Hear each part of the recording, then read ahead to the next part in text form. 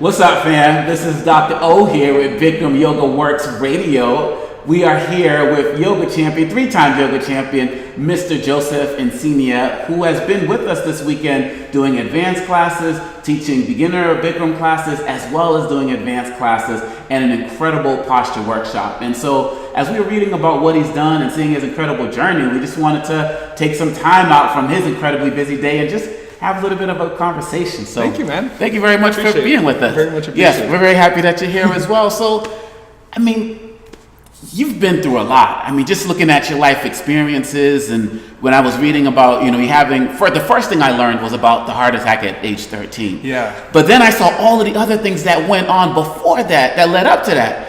I mean, just tell us about your journey. How did you get here today? Well, I think my journey in the yoga has always been about healing.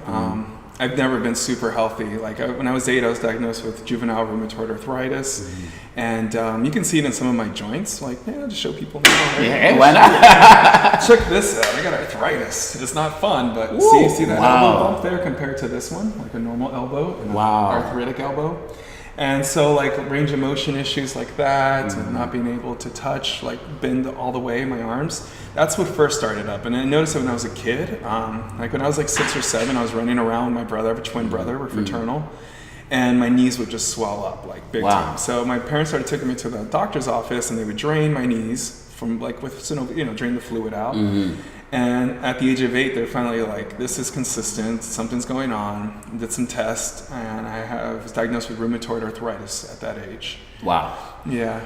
And how did you feel? I mean, not necessarily physically, but in terms of your life, was it a my life is over type thing? How did your family react to it? I was young with the arthritis, so it was like kind of whatever. I was just going to the doctor's office or to the hospital, the children's hospital, and doing treatments, physical therapy, medication. At the age of 11, I had a knee arthroscopic surgery because of the arthritis. But then after that, that's when it really got kind of heavy, because after the surgery, I was just on more meds. And those meds just kind of compounded into, like, when I was 13, I had a variant angina of the pulmonary artery. So that's a spasm of the artery that connects from the heart to the lungs. It just went. Wow. Yeah. Wow. And that was the heart attack I had at 13. And most of the doctors, like the pediatric and adult cardiologists, were pretty much baffled by the idea, like, how does a kid have a heart attack? I was overweight, but I wasn't obese, and I wasn't in bad habits. And so a lot of it, I think, personally, came from just too much. I was over-medicated. Oh, wow. Yeah. Wow. And I was over-medicated after the heart attack throughout my teenage years until I found the yoga. And do you remember how you came about the yoga? Was it an advertisement? Was it a friend? You got to check this thing out? True story? True story. Keep it real here. True story. Well, I'm live on my Facebook. True story. Well, the way I found the Bikram yoga was I was 19 years old, and I was looking for, like, something. I was, an independent young guy. I was living on my own, going to school outside of, just graduated high school, and was like, all right, getting a job and trying to feel good about myself. But with all the conditions I had, I was overweight and I was out of shape. And so at that age, it was more about, like, physical appearance for me. And things like running and weightlifting were things I was trying to do. Yeah. And I was at a rock concert with a buddy of mine. Like, we were young and having fun. And we had a mutual friend, a girl named Sarah, and she became the first person to introduce me to yoga. She was telling me about Bikram yoga. And I said, you know what? Why not? And I was a little, and she knows, she's out there. She has kids now. What's up, Sarah? And a husband. Hey guys.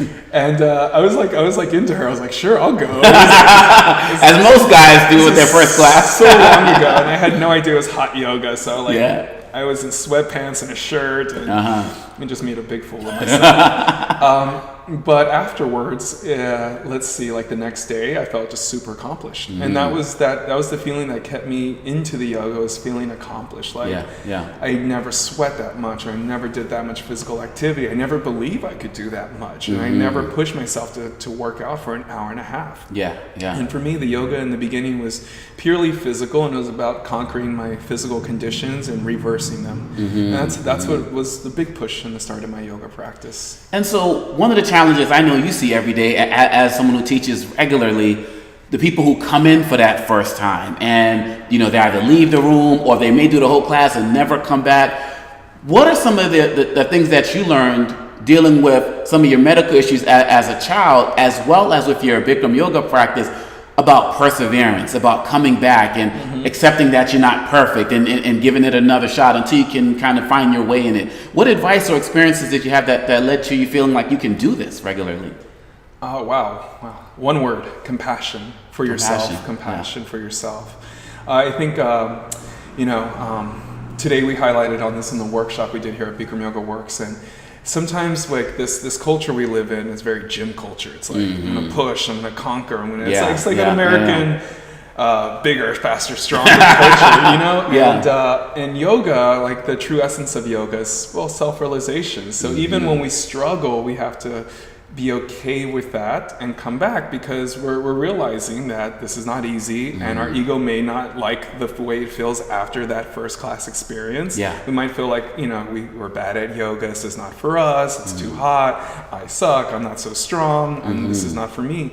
And for those people out there who've had that experience, I say, have a little compassion for yourself. Like, this is why yoga exists. It exists so that you can fall and pick yourself back up. That's why this class is here. And the ultimate goal, it's simple: self-realization. That's complicated. But to get to that, you have to be able to like deal with yourself. And in the beginning, I understand most people's inhibitions towards it, because a lot of it is like, I couldn't do that posture, so I suck, it's not good for me, I'm not going back. But the thing is, it's a journey. Like, try 1% the right way. If it's a standing balancing posture, just try to stand on one leg for the whole time we're in the pose. And then tomorrow, do the next step, and then the next day, do the next step. And that understanding was one that I had when I first started practicing, and I kind of lost over the years until recently. 5 weeks ago, I had a surgery on my wrist, right there. I'll show you guys that. Pretty wicked scar. Most of my guys here know it. I've suffered from benign tumors for the last 4 years, and I had one removed a couple years ago and another one removed just 5 weeks, 37 days ago. 37 days officially today.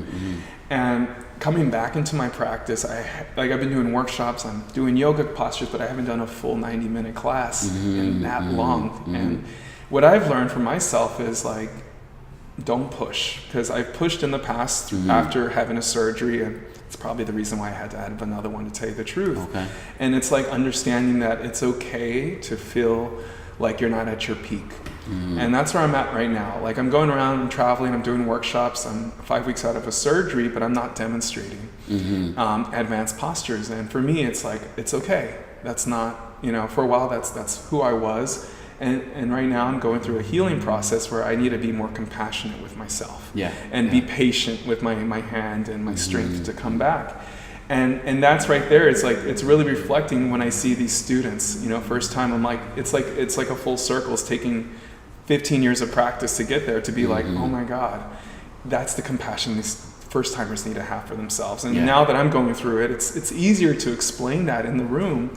Because I think as a yoga teacher, as a yogi, you have to kind of be, or at least understand these situations that people come through with, like pain, disease, lack of mobility, whatever it is people come here with. If we don't have that compassion as a yoga teacher, it's hard to get them to come back.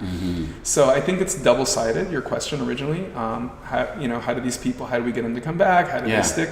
It's half of it's the responsibility and compassion of the teacher to understand where people are coming from, and the other half is for the practitioner, the student, to have that responsibility and compassion for what they're dealing with, and owning that, and being okay with, like, you know what, I sat down half my first yoga class, or I couldn't do half the postures, and that's really it. Like, the thing is, we're not here to be flexible gymnasts, and that might be a result for some of us if we persevere for that goal, like, I want to be that way. But really, it's just to maintain a well-balanced health. See, I had a yoga question, but I'm going to get to that. But something you said, just it kind of hit me when you talked about. And we're talking with Joseph Encinia here, 3-time yoga champion, and just all around cool guy. I mean, it's cool. Thanks, man. It's cool like that. You talked about self-realization, and as the expert, you tell me. Part of me thinks, because I'm a practitioner, I don't teach yoga. I feel like sometimes when people do leave the room or decide not to come back, many times it's not even about the physical, I can't do the standing head to knee. It's about that self-realization part that you mentioned, and how, society in general, when we're out there, is pushing us down, is beating us down. And so do you feel like some of that stuff that's external, that's out there, is also affecting people's ability to continue with the class? Oh yeah. Yeah. I mean, you look at social media and look at yoga posts, and which, for all my other friends out there who do that, respect, I love it. I do it too, But the thing is, there's this image of the yogi, the American Western yogi, and it's usually, fit, thin, young, got a nice fancy yoga outfit that costs my whole paycheck, I guess. Right. And so we see this, and we see this in media, we see this in social media, we see this on TV, we see this in pop culture things, TV, movies. And so we come in expecting my first yoga class is going to be like that. Yeah, I'm going to come out and I'm going to do this crazy posture where I'm going to get 50,000 likes. Yeah. Not really. I know most of us don't think that way, but that pressure, it's there. That pressure does exist, and even for a guy like me, that pressure exists because I see that out there. I'm like, well, why am I not at that level yet? And the thing is, we have to realize that it's not about that, and for me, I had a great opportunity to live in India for a year and teach in Mumbai, to teach yoga there from 2010 through 11. And while I was out there teaching, I really understood what the essence of yoga was about, because it's a country that's totally opposite from our culture. Our culture, like you said, be better, be stronger, fitter, faster, and conquer, And we see that with everything from yoga ads to whatever. And when I lived in India, it was more not about the appearance, it was more about the inside, because it's a pretty different type of country. It's you see a slum and then you see like a mansion, and it's like, I don't get this. But people are so sincere, and I mean that was the culture I saw in Mumbai. Other parts of India are different, but when I was there, I realized, having students there who are really kind of out of shape and coming into yoga, older students, none of them had that same quote unquote I suck mentality. Yeah, definitely. They really tried their hardest, even overweight, out of shape. They didn't care if they were the best in the room. They really tried, and that right there taught me what real yoga is about. It's about it's not about what this is. This is a result. Fit body, strong, balanced, healthy skin, all that's a result. But we have to understand that we're really doing this to be able to accept ourselves, and we can't have these fit bodies and well balanced beings unless we do accept ourselves. And so living in India, seeing that culture, and now teaching professionally for 10 years in American culture, there's a night and day difference between the two views. And for you guys out there, just realize that it's not about fitting in skinny yoga pants and doing a handstand scorpion. And I say that as a guy who does that. And I was lost at one point. That's what I thought it was about. But to tell you the truth, after that experience of living there and teaching there, it was like, no, it's about being true to yourself. Being honest with yourself and being okay with where you're at in life, which is something that I found in Indian culture when I was teaching yoga there. A lot of people are okay where they're at. Maybe economical status or social status, they're just okay. This is what I was born into, and this is where I'm going to live into and die into. But here, our culture is always a little bit more. Win, gain, press, and sometimes keep up with the Joneses. Set mentality. Keep up with the Joneses, and yoga is be with you. And how else can you keep up with yourself than just actually realize yourself and be okay that you had a bad first experience in a hot yoga class or weren't the strongest student. And through that, I think you transcend so many things that are going to block you from continuing this practice. That's deep, man. And but I'm looking at. Sorry, I had a lot of coffee earlier. It's all good. No, I'm loving this. It's just I mean, you're in New York, the champion. You're doing all of this thing, but you're doing these workshops, these sessions all around the world. I mean, what drives you to do this, to bring this to so many communities, to inspire them, to push themselves beyond their limits, to realize that practice doesn't make perfect, but it makes progress? What drives you to do this? Healing.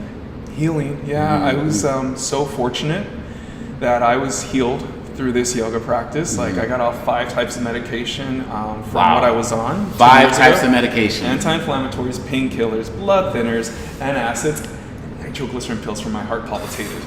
And now I'm on 0. I mean, I had a wrist surgery. I took a couple painkillers for a week, nothing more than that. But I forgot. Where were we? We're talking about the journey. What inspires you to help all these healing, people? You know, and this yoga constantly heals me. And so the way I go out into the world is through invitation. You know, somebody will say, "Hey, are you interested in giving a workshop here?" And I say, "Yeah, sure, why not?" And I go and I just like share that message of healing. And you know, even though like I was talking to to Ty earlier, and so they're men. It was such a long day. I was talking all day from like 7 a.m. to 3, and But for me, it was just beautiful because I'm seeing people heal themselves, and just like my teachers guided me to heal myself. So a lot of it is karma.